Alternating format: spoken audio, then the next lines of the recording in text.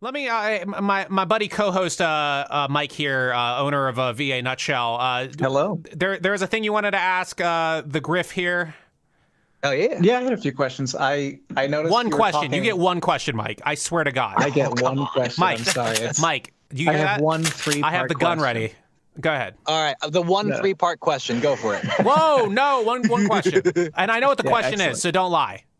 Okay. No, you had mentioned a few times talking about union jobs and working at scale alongside SAG-AFTRA, and you also mentioned a little bit about representation, about how that specific class that you went to meet the director was, I believe, specific to certain agencies. How important would you say that is to a newcomer who is trying to get into this industry? How important is agent representation, union representation, and then follow-up is, what would you advise newcomers if they are trying to get into a union or get represented by an agent? I swear to God. Yeah, it's a common question, but it's a good one. I would say the ideal situation is to have a great agent and to be in the union. I would say the reality is, but I'll start with agents, and then I'll answer the union question, because that one's a little bit more tricky.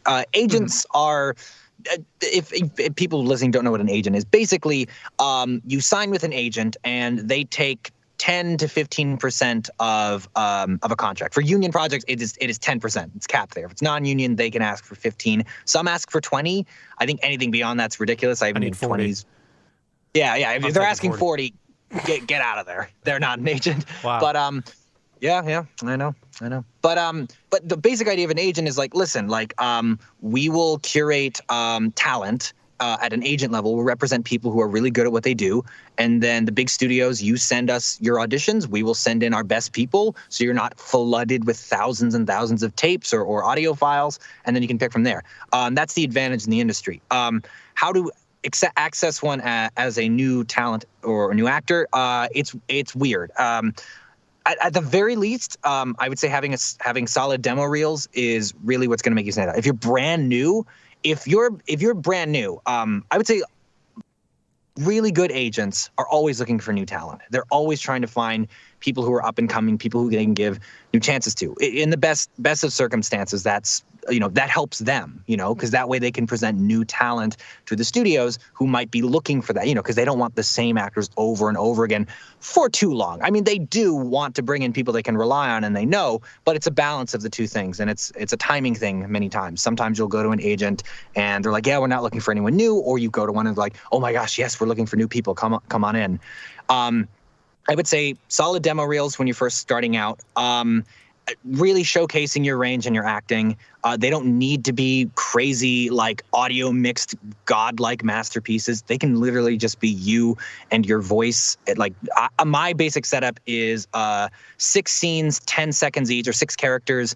And I like to kind of showcase, if I'm doing animation, I would do sort of a comedy show in this kind of character. And then I would do more a serious like DC superhero drama, and then do that and kind of order it in that way, showcasing all the different characters you can do. I was actually that DC superhero drama, that's actually a fantastic example, because oh my God, because I was trying to explain to people, and I think I was talking to Devin Mack, and he sort of explained it to me like this, where it's that calm drama, right? Yeah. It's that totally calm drama. And so I was talking to a couple like younger voiceover people who hopped on like a stream I was doing, and they're talking about demo reels. They're like, I'm like, where's all the calm stuff? They're like, oh, well, that's boring. Nobody wants that. I'm like, that's the one thing that shows if you know how to act or not. Like, dude, I can sit here and scream and go, ah! That doesn't mean that I'm going to make you fall in love with the Notebook guy. You know what I mean? But exactly. Anyway, go ahead.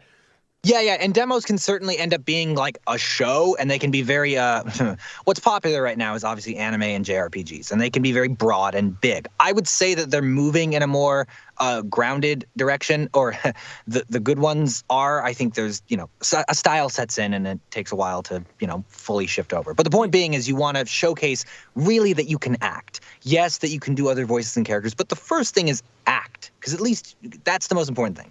And that's a way of accessing an agent. Now, the better and top agents, it's helpful to have to be referred there, not always by another actor. That what's more powerful is having a director or producer refer you, because that tells the agent, hey, this person's great. I would hire them if they audition for something through you. Basically, it's a good signal to them, but it's not required. It's helpful though.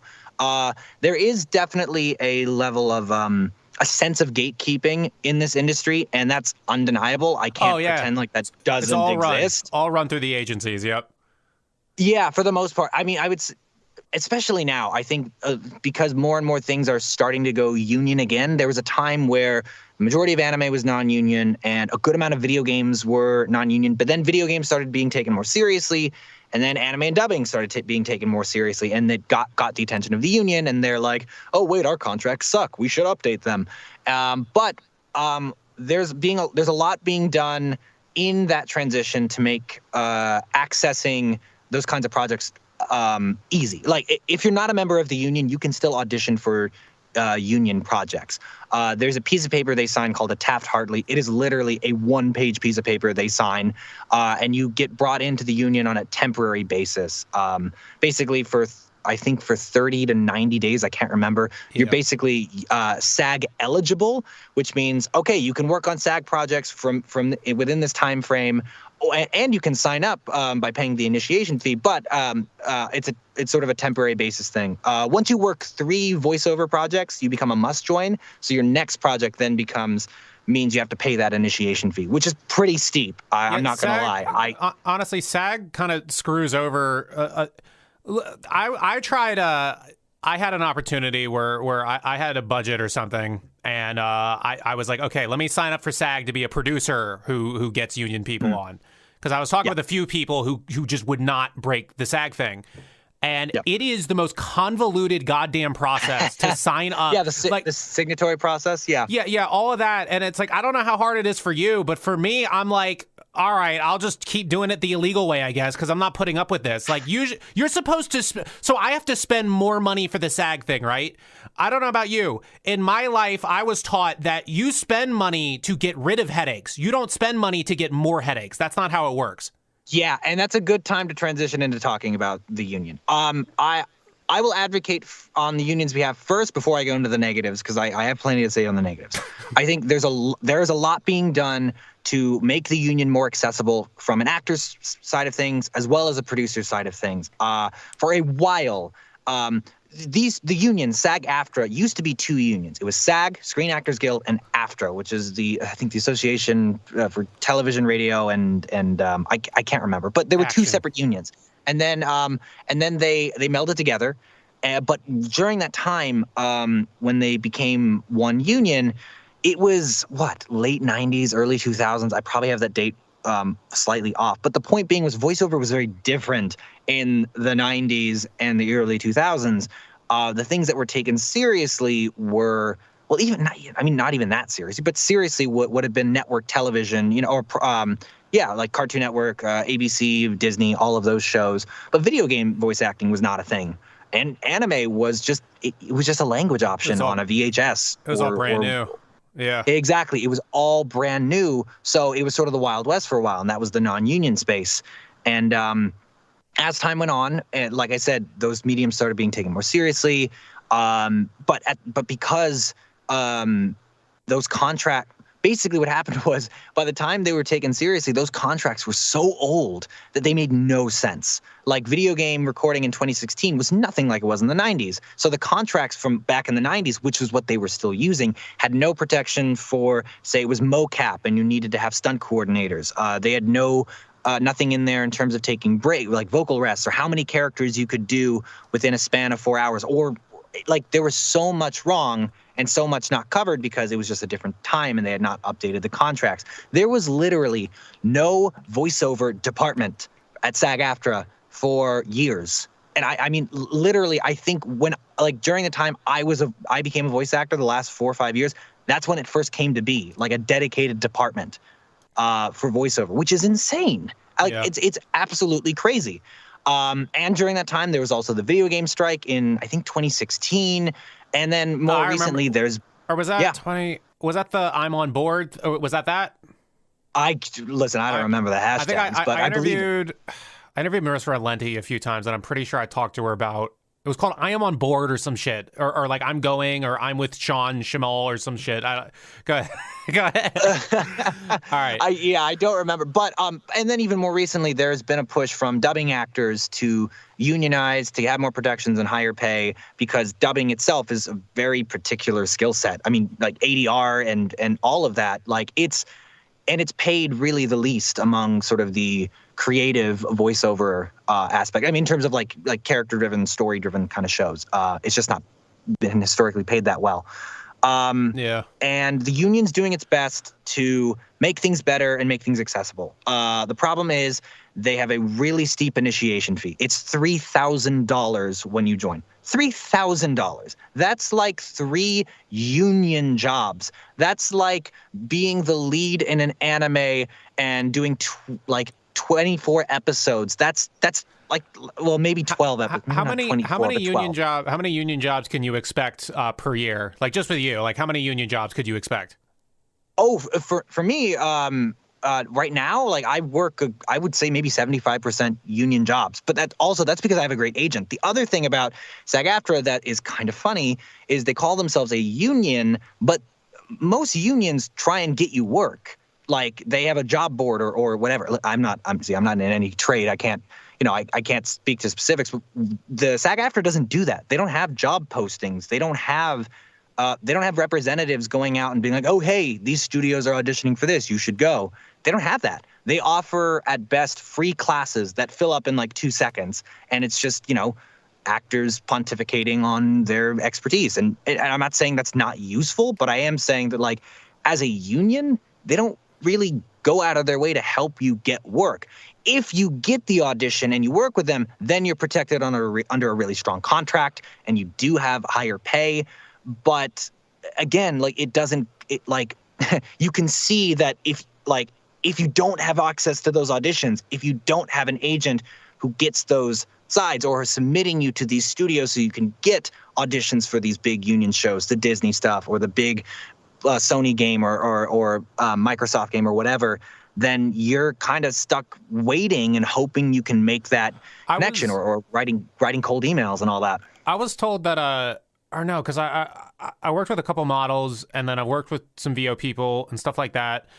And they say stuff like SAG, stuff like Ford, MMG, stuff. It feels more like the DMV than like somebody like an actual union that has your back, where it's like you just fill out a bunch of paperwork and you hope for the best. It's sort of. Would you say it's like that? That's not a bad comparison. I would say, zooming out, like SAG and a lot of things in LA and Hollywood in general, it's endemic to the culture.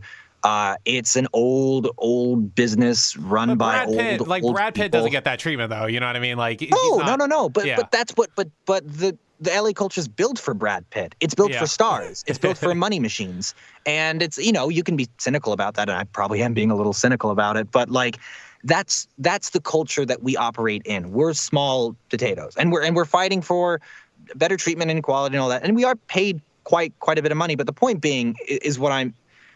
The problem isn't one organization. The problem isn't like it's just that like this machine's been running for a while, and it's got some archaic old like pieces like from the 1920s and 30s, back when film and television and all that was very different. This is what's weird about when we talk about the respect of, I guess, voice actors or more specifically anime dubbers. I've had sort of this doomsday theory for anime dubbing where so I don't know if you consider yourself someone who is doing well in the dubbing scene, but we see a lot of people doing well in the dubbing scene aren't necessarily celebrities, right? And, there's all this talk about, we want anime to get bigger. We want Crunchyroll to go mainstream. We want Funimation to go mainstream. But what we see with those like American companies, like you said, like it's all about who's the moneymaker, who's the star. Yeah. I don't know if anime dubbers should really want anime to get bigger than what it is, because as soon as that happens, we're going to get Brad Pitt to be Goku. We're going to get, probably not Brad. I don't think Brad Pitt would do it. But you know what I mean? Like we're going to get Tom Green to be Krillin. Like we're going to, that's going to start happening. Yeah. First of all, it already has. Maybe not in the world of anime, but certainly in the realm of original animation, Netflix originals. A great example would be Arcane, the League of Legends show that just came out on Netflix. There are plenty of well-established, respected voice actor people in those main roles, but Haley Steinfeld is also there. And no knock to Haley Steinfeld, she's great in the series, but that feeling of like, that feeling you're talking about of, yeah, we want anime to be bigger and this and that. But what that also means is that it opens it up to like younger celebrities who are like, hey, we like anime and we want to be in it too. And I have noticed among actors, contemporaries of mine, sort of a cynicism and a resistance to that. Like, oh, this is just a stunt cast. Like, why did they cast so-and-so in this game or in this show? Like, you know, they're just on-screen actors. They didn't even have to try. And it's like, okay, I'm always wary of when someone's only telling one side of the story. And it's like, yeah, maybe some of that is true. But there's also the other side where it's like, these are really talented actors. Like, I cannot tell you that there is a difference between what I do and what all my voice actor friends do and the talent we have, which I think we're all pretty talented. But I've been in the room with like legitimate, like on-camera actors, prolific ones, like, because sometimes they cross over into doing voiceover, and there is for the most part, there is a difference in talent. They are enigmatic. They are so good.